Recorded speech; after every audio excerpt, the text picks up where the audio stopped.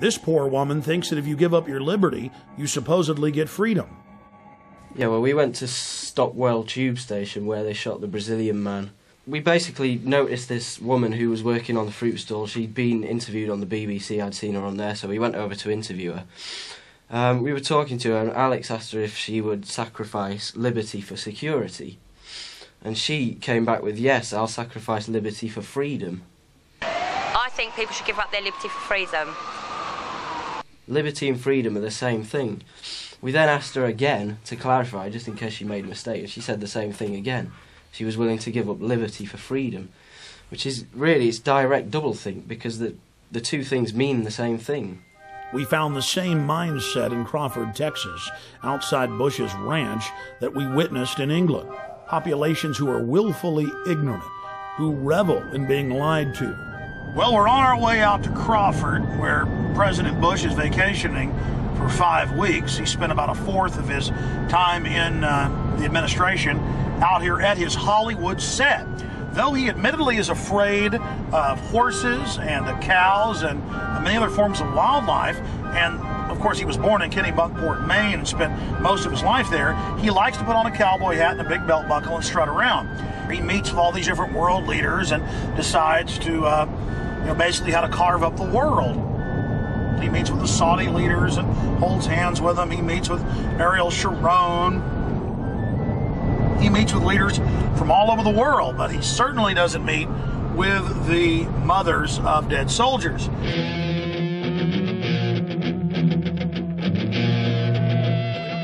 They don't have any skin in the game, so it's easy for them to say, let's keep our troops over there, let's complete the mission, even though we don't even know what the mission is. That's really a theme, that we got to get them before they get us. Do you think Iraq attacked us on 9/11?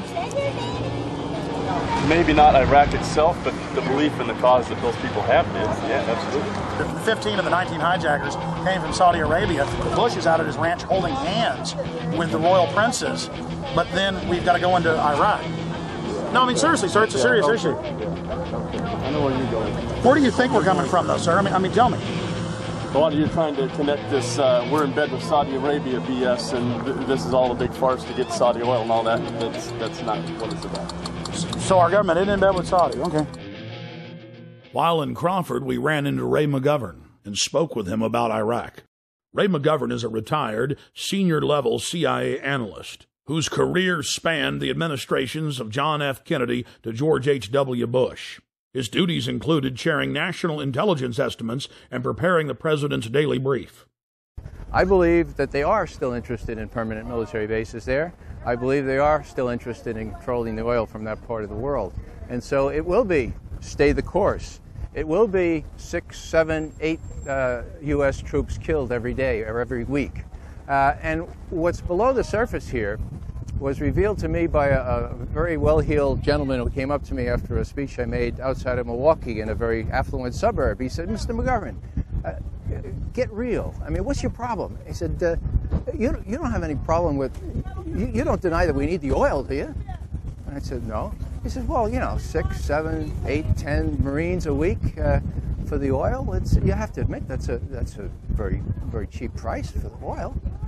I said to him, how do I handle this? I said, well, the utilitarian argument is probably the best. I object to it, said I, because we can't do it. There are 1.3 billion Muslims in this world. They're not going to let us do it. It's already widening. The borders are porous. We can't do it. Well, that didn't convince him. He said, well, I think we can do it. I said, oh, well, suppose your son was one of those 6 killed in Iraq last week. And you know what? He looked at me like it had never occurred to him. And it wouldn't have occurred to him because it wouldn't be his son, It would be the sons from the farms, it would be the sons from the cities. And so he said, well, I don't buy that either. So I'm trying, well, maybe I'll try a moral argument on it. I said, well, are you one of those that likes to have the 10 Commandments brought into the schoolhouses and the courtrooms of this? He said, oh, that's a great idea. I said, well, if memory serves, there's one that says, thou shalt not covet thy neighbor's oil. I mean goods. Don't bear false witness. There's one, don't forever what. There's one that says you shouldn't steal. And there's also one against killing, if I remember correct. So maybe you want to subtract 4 and bring in the 6 commandments into the schoolhouses and the courtrooms of this world. Get real, I said. This is a moral issue. We shouldn't be going around killing unarmed civilians. and causing more violence where violence is endemic. And what did he say, sir? He turned on his heel, marched out to his SUV, prayed for cheap gasoline, and drove home. I want the oil. Let's educate them, bring them in democracy, and take their oil. Apparently somebody took too much yellow acid and got the story wrong.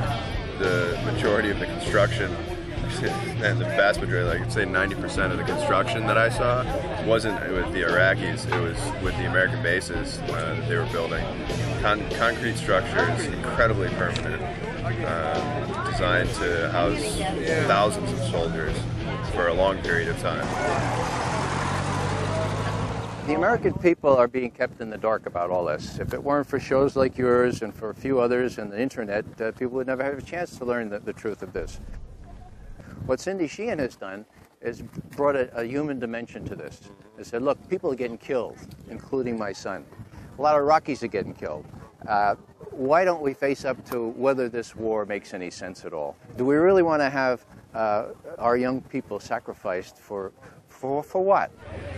We don't know. We don't know what's going on. To tell you the truth, my kids don't know the things that are involved in the decisions I make at my house.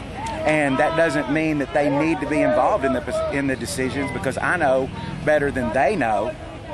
It's because I'm more informed, and I'll give him that same benefit.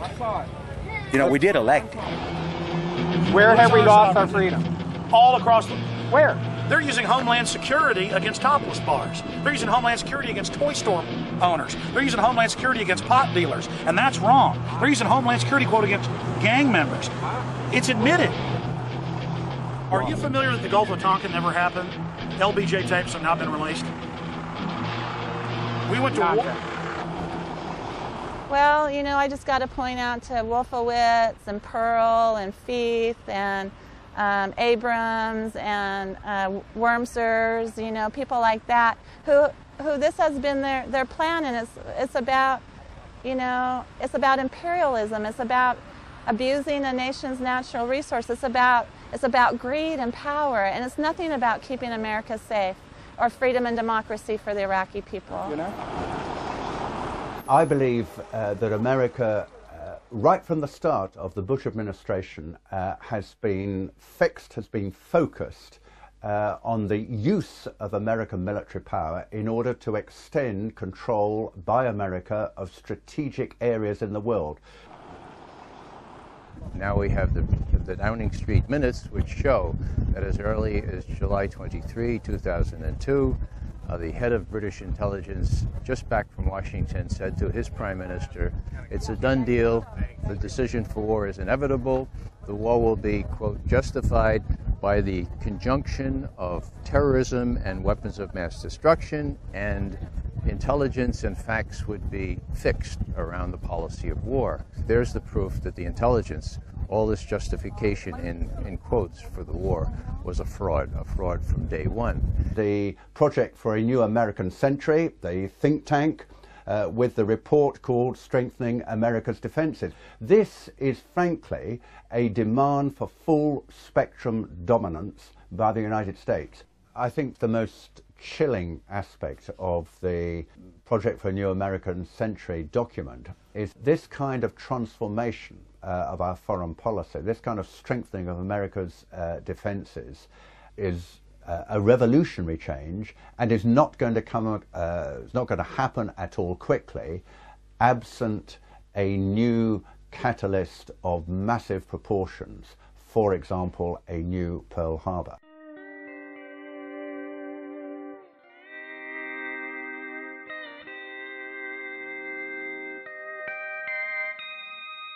In Crawford, Texas, we found individuals who believed the weapons of mass destruction were found in Iraq. No weapons of mass destruction were found.